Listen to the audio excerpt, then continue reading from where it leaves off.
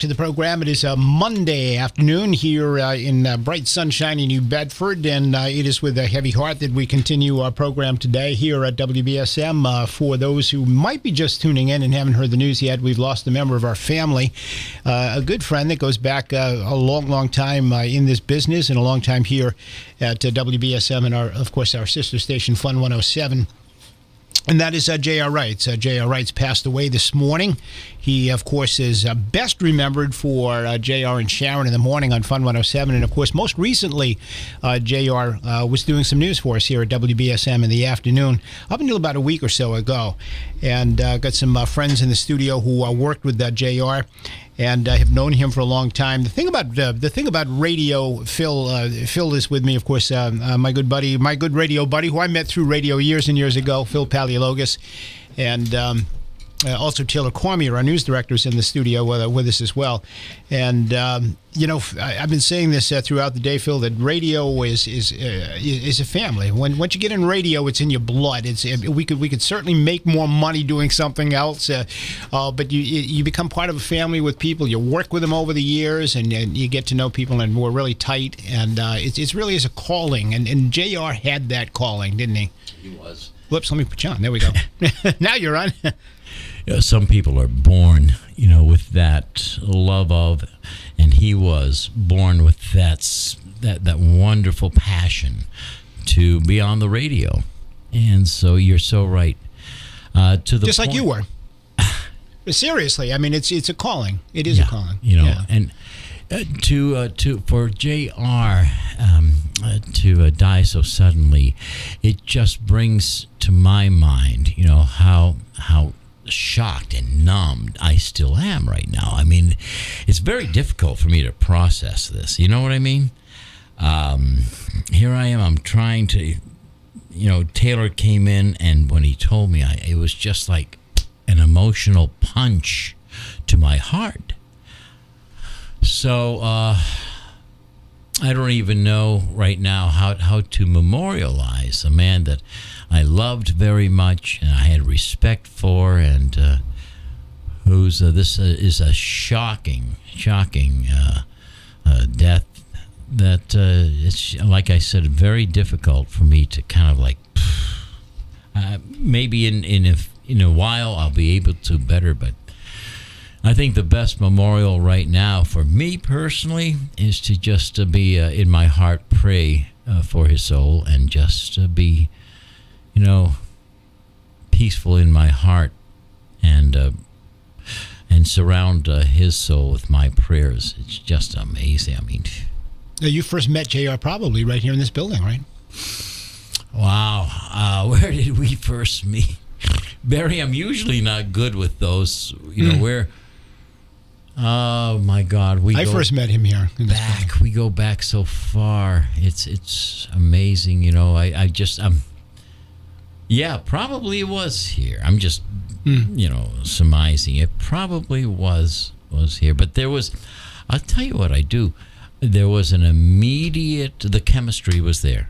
There was an immediate liking for one another that was genuine, and. Well, there was never a pretense with JR. I mean, JR, everybody liked JR. I don't know anybody who didn't like JR.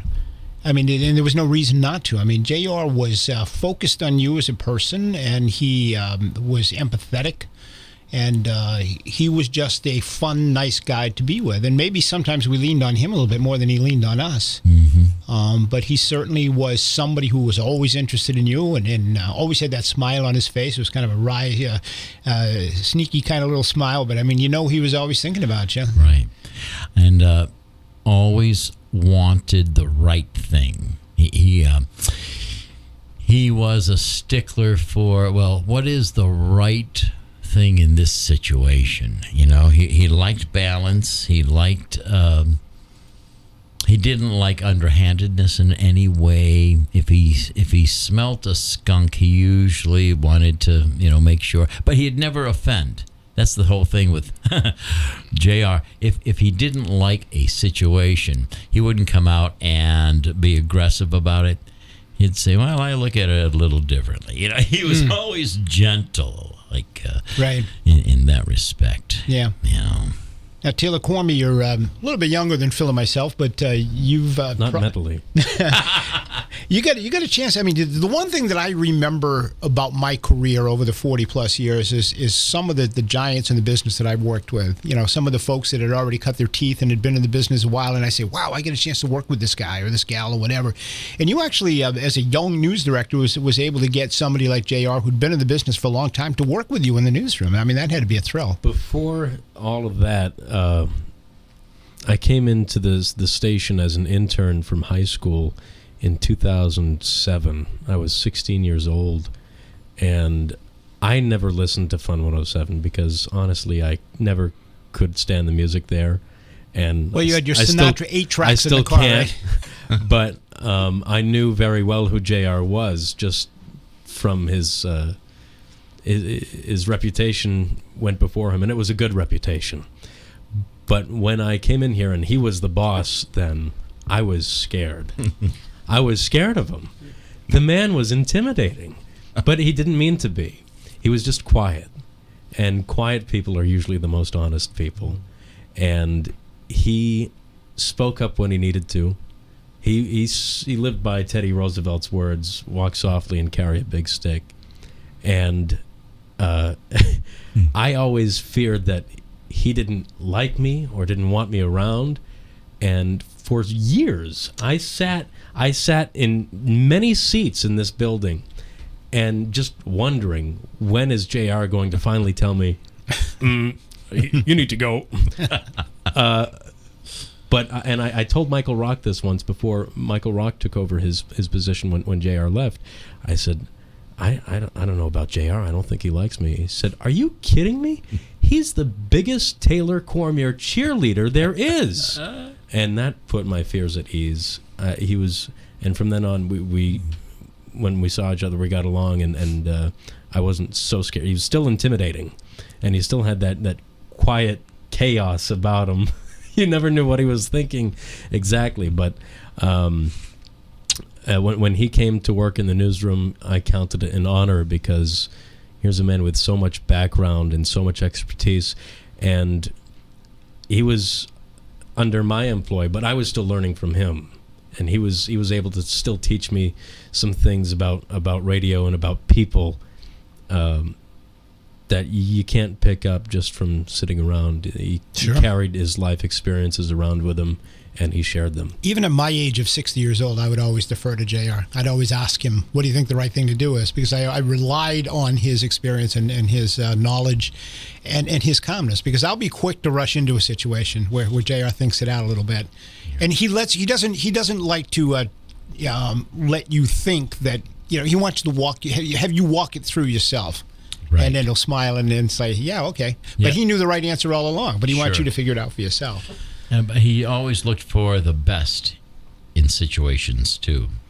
And always wanted to be, that thread in the community that brought things together. That was JR. Just recently, he got involved with the homeless count. He went out and counted the homeless people.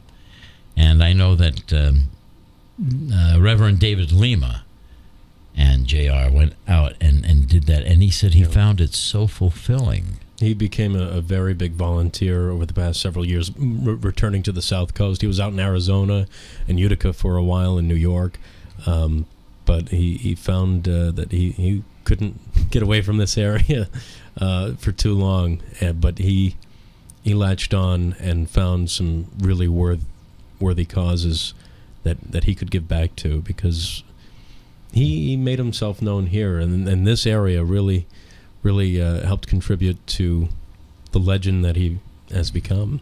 Absolutely. And he found a way to give back. And so many people in our listening audience right now probably grew up in the back of the car riding to school listening to JR and Sharon in the morning, right? And for years and years. And now they hear JR as the news guy in the afternoon over here. But a lot of good memories. Michael Rock was talking about how JR was very involved in the Whaling City Festival and in putting on events like that. And these are events that you've always been involved in, Phil, and all of that. And these things take a lot of work. And JR was never somebody to, pound his chest and bring a whole lot of attention to himself. Look at me, look at me. I mean, he worked quietly behind the scenes, like counting the homeless and all of that. There was never a press release put out that JR is going to do this. JR just kind of quietly did these kind of things. Yes. He liked that. For somebody who was so public, he was a bit shy, if you might. I equate him to Johnny Carson. How so? He was that big public persona. People heard him, they loved him, they knew instantly who you were talking about when you said JR said this morning. Oh wow, I missed that.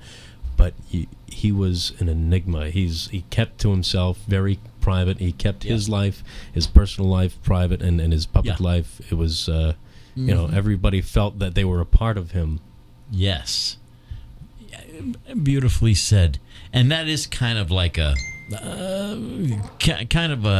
dichotomy from being out front on a microphone in the morning, one of the most popular morning shows ever, right? To wanting to kind of get close, but not too close. I have my personal, my intimate life, my own. And that was his, and that's how he was. Well, he always put everybody else ahead of him, too. And unfortunately, as society, we tend to be so transfixed on our own lives and our own problems that sometimes we don't even ask other people what's going on in your life.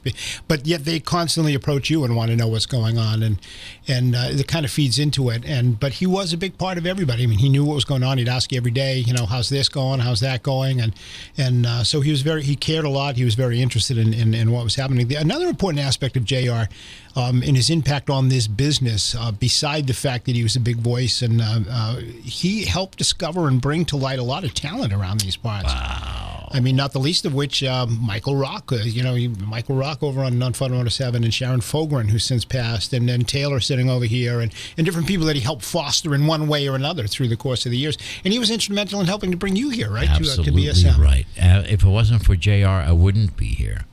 So it's because of JR that I'm here at this radio station. He had that influence to ask me to come back, especially, this was right after Sharon passed away. And I don't know if you were aware of this, but Sharon was going to do kind of like a view, the women. It's going to have 4 women on the show from 9 to noon. They figured, JR figured that would be a nice way, to do a mid-morning show, all women, all right? And Sharon would be the star of So he was way ahead of his time. Way ahead. But then she died suddenly. And I remember getting the call at the diner. And he said, Phil, I'm in a little bit of a jam here. You mind coming down and filling in and helping us out? Well, I said, are you kidding me? Of course. And that was the beginning of... You haven't left yet. I know it. That's what I'm saying. Go back to the diner. Oh, exactly. We got some folks that would like to say hello. So if you guys got a couple of minutes, Tim, there's another set of headphones right over there for Taylor. We'll get you guys hooked up so you can hear, and we'll grab a call or two. 508-996-0500. We are marking, sadly, the passing of J.R. Reitz, who has such a tremendous history in this business, but specifically in directly right here at Townsquare Media, where he for years was the morning show on our Fun 107 station, and of course. He served as operations manager and most recently did news with Taylor in the newsroom on WBSM. 508-996-0500. You're on the air with us, Phil and Taylor and Barry. Go ahead. I don't have enough Visine for this one, but I want to say, if I have 2 statements to say about JR, he was kind and he had a great, bold voice. That's it. I got to hit the road. Thanks, Dirty Deb. Appreciate it very much. I know Dirty Deb loved JR. She loved him. He had to stop answering the phone in the newsroom. Dirty Deb called again. 14th time this hour. All right, guys, I appreciate you spending a couple of moments, reflecting on JR, and I'm sure there'll be a lot more of this. And again, WBSM app, Fun 107 app, there's information up there, and we'll keep providing people with information. Michael Rock did indicate there will be something in the community at some point so that we can honor JR's memory. And Yes. I'm sure you guys will both be a part of that. And it will be a memory that always will be a blessing. You know, every time we think of JR, may that thought turn into a blessing. Think of all the happy days he had riding to school in the back of Mom's car and turn it up, and listening to Fun 107 and JR in the morning. Thank you, Barry. Thank you, Taylor. Thank you. Thanks. Appreciate it. All right, let me take the break. We're going to come right back. 508-996-0500. Stay with us. You're listening to 1420 WBSM New Bedford, and we'll take some calls right after this.